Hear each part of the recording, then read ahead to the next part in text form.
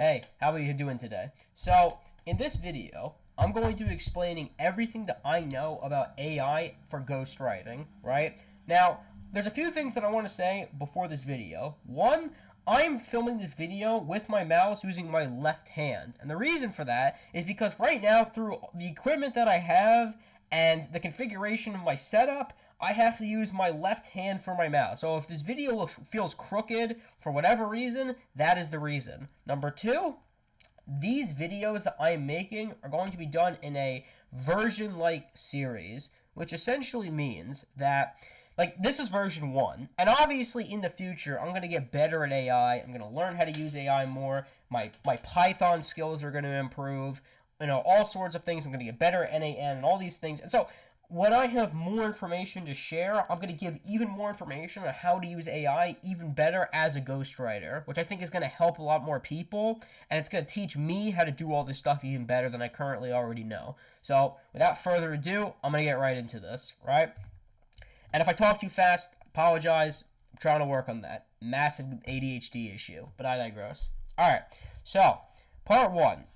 You are going to be learning everything about your ICP. If you don't know what an ICP is, it's basically just customer information. That's pretty much all it is. It's just customer information. It's understanding everything that it is about selling to your customer, right? And so the first thing that you want to do with this AI is you're going to give information to the AI. So, right, we're going to give the market, the niche, the offer, your uniqueness, and some differences about you. And when AI has this information, like with you, it can research the niche much better than if it didn't have that, right? So that's step 0.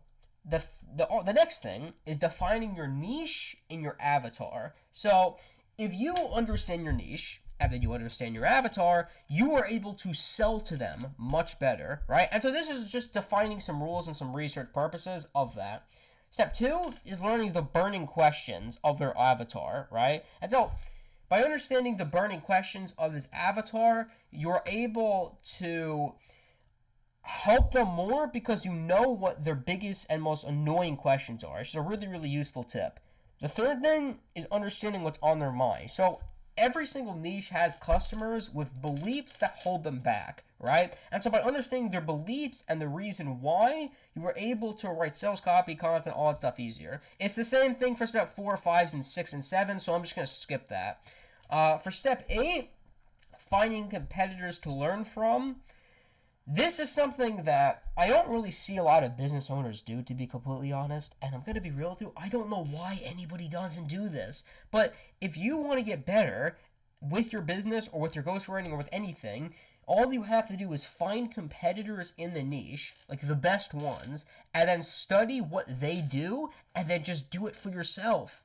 It is so much easier if you did that than trying to do it without ever understanding. Like, for example, I once got help from a guy who told me, hey, Daniel, your bio sucks, your banner sucks, your name looks childish, your content is too personal, there's no value, this is bad, this is bad, this is bad, do this better, this sucks. And I took all of those 9 things and then I improved it. Imagine if I had to find all of that information, like, on my own. It would take me months to figure out.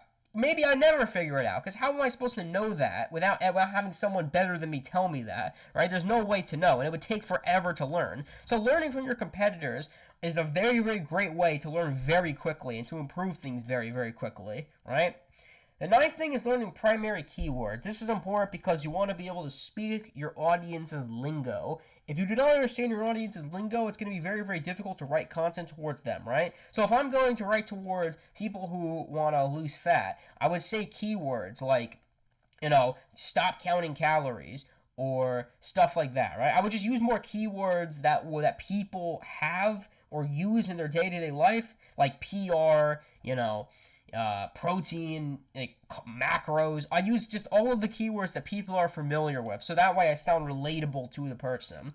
The 10th thing is discovering the day in the life matrix. So basically understanding a person's day in the life if their life sucked, and understanding the niche's person if their day was great. This is just great because whenever you're writing like sales copy, you're able to basically categorize what a person's life actually looks like if it's shit.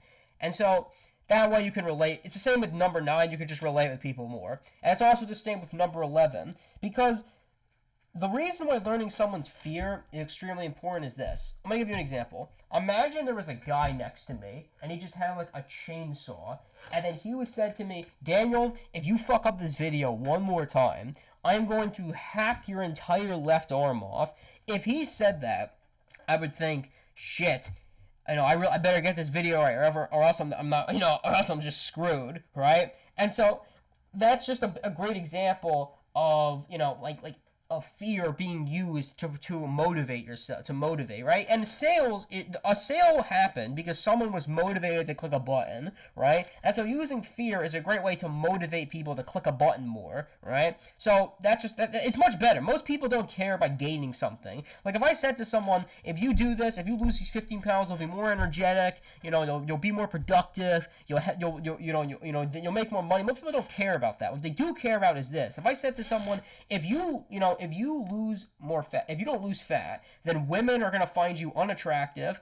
People are going to fucking hate you. They're going to look at you and they're going to think you're just some loser with no confidence, a virgin, yada yada. And also, if you don't lose fat, then they're not going to be able to fit in clothes. You're going to be inconfident. Like, those are things that people want to avoid. Most people don't want what I just said. So they'll buy my shitty mentorship program, even if the internals of it are terrible, just because I sell to their fear. It's kind of evil, but it works very, very well. So that's basically learning everything about your ICP. Now moving on to part 2.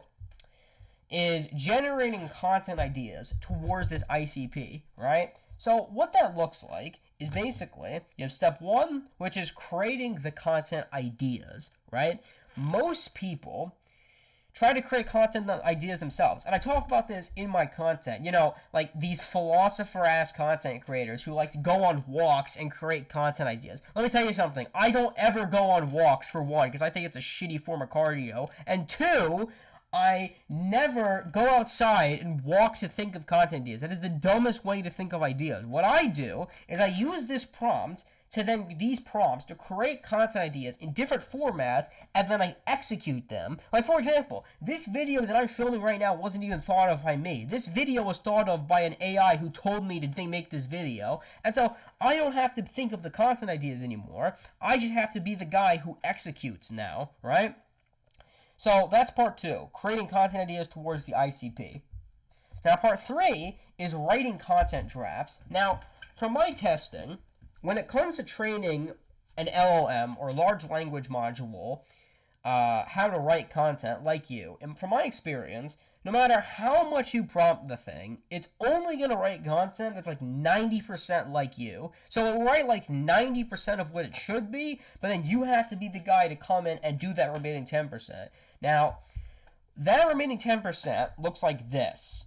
Refining the content. So the first thing you have to do if you're refining it is you have to humanize it. Humanize as in AI is just, once again, it's a large language module, which means that it's just a bunch of lines of code. Lines of code are not humans, so they don't understand what we emotionally want more of, and so they can't write fully the way we like to read or view content. And so you have to kind of be the guy to make it something that's digestible for us as humans, right? Refining it with your personal autonomy, ensuring it matches your vision and goal that your brand has.